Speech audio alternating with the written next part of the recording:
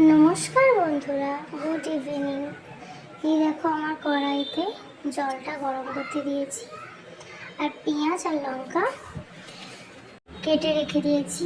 আর এই গরম জলটা যে আমি সেদ্ধ করতে দিয়েছি ম্যাগি, তো দেখো আমি তো তুলতেই পারছি না,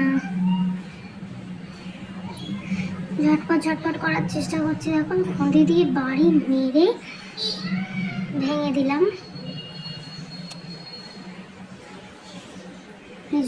নুন দিলাম একটু, আর একটু সাদা রিফাইন অয়েল দিয়ে দিলাম। এই যে কড়াইতে রিফাইন অয়েলটা দিয়ে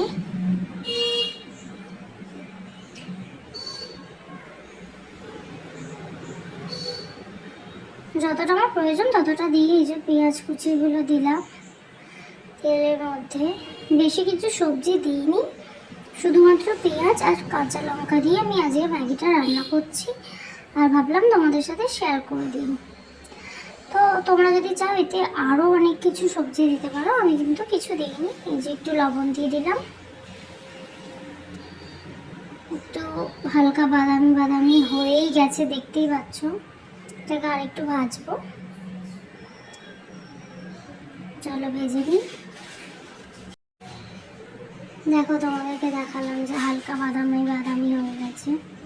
তো আমি একটা ডিম ভেঙে দিয়ে দিলাম।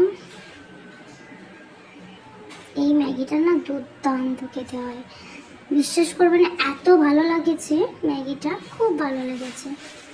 এটা পেঁয়াজ কাঁচা লঙ্কা আর মাটি ভাজা হয়ে গেছে। এই ম্যাগিটা আমি দিয়ে দিলাম। ম্যাগিটা অনেকটা পরিমাণে হয়ে গিয়েছিলো, এই জন্য সবজিটা কম লাগছে, কিন্তু পরে দেখবে একদম সব ঠিকঠাক হয়ে যাবে। খুবই ভালো হয়েছিল, কত সুন্দর করে নাচছে। যে ম্যাগির মশলাটা এই একটু ভাজা হয়ে গেলে দিয়ে দেবে।